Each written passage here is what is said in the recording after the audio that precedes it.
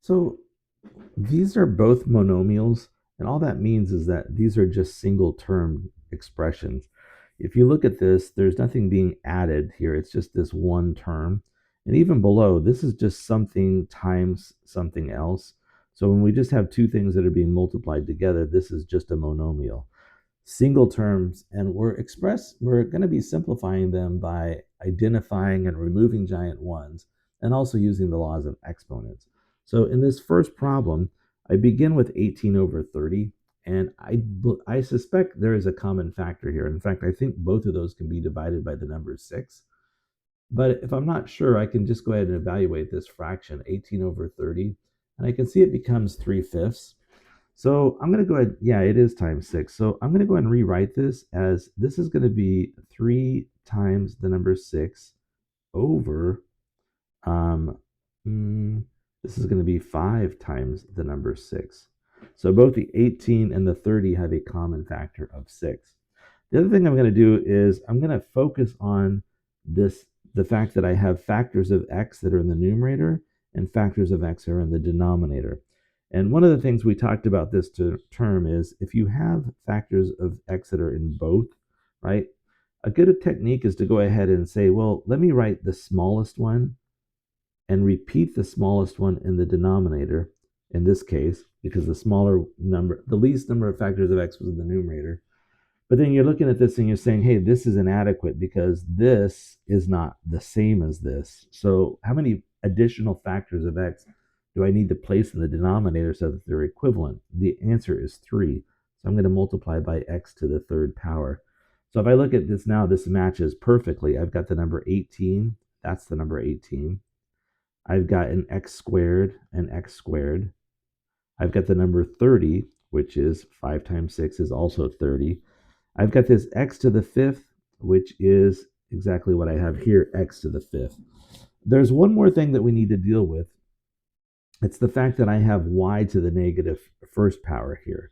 And the technique that we've discussed to get rid of that is to actually, instead of getting rid of a giant one, we introduce a giant one. So if I look at this, this is y to the negative first power. If I want that to no longer be a negative power, I'm going to multiply it by y to the positive first power. So right now in my denominator, right, I'm going to be multiplying y to the negative first times y to the first. But I can't just do that to the denominator only. I have to introduce a factor of y to the first in the numerator also. So our thinking here is because I'm multiplying this by the number 1, it's not going to change its value at all. So both, again, why did I pick y to the first? Because I needed to cancel out this y to the negative 1. And it turns out when I multiply these two items together, I get y to the 0 power, which equals the number 1. So good news. Let's go ahead and look at this and clean this up. So first of all, there are some clear giant ones. One of them is I've got 6 over 6, which is going to be gone. The other thing I have is I have an x squared over x squared, which is also going to be gone. Um, and the last thing that I'm going to point out to myself is that because I multiplied by this giant one, which I don't want to get rid of this giant one. Oops. I don't want to get rid of that giant one, but I want to point out to myself that because I'm multiplying by that giant one, uh, that this denominator now has the number 1 inside of it. So this times this is the number 1. So what's my final answer look like? Well, if I look across the numerator, I can see that I've got just a factor of 3 and a factor of y. And then across my denominator, I have a factor of 5 and I have x to the third power. So this expression that we started with, right, is equivalent to this expression. They're exactly the same. So this is why we call this is the simplified version of this. There are no negative exponents, and I've removed all giant ones. The final problem that we'll look at is this one. As I look at it, there's only two actual numbers that are being multiplied here. The only two numbers are, I see it, there's a negative 5 and I see a negative 2. Everything else is just factors of x or factors of y. So if I begin this problem, I'm going to say, hey, look, I've got to multiply negative 5 times a negative 2. So part of my answer is going to be positive 10, right? And then the next thing I'm going to deal with is the fact that I have factors of x. This literally means divide by x twice.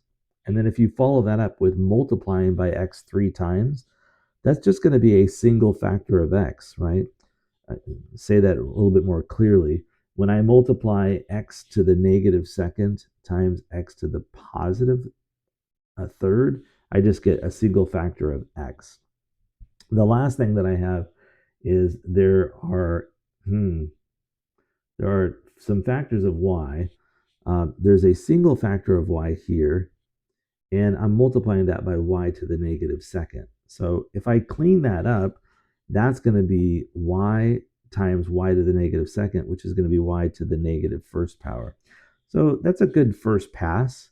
The next thing I want to do is I want to get rid of the negative exponent, and I'm going to use the same technique that I've used previously. I can see that I have I want to get rid of this y to the negative first. I'm going to use the technique where, because this is y to the negative first, I can multiply it by y to the positive first.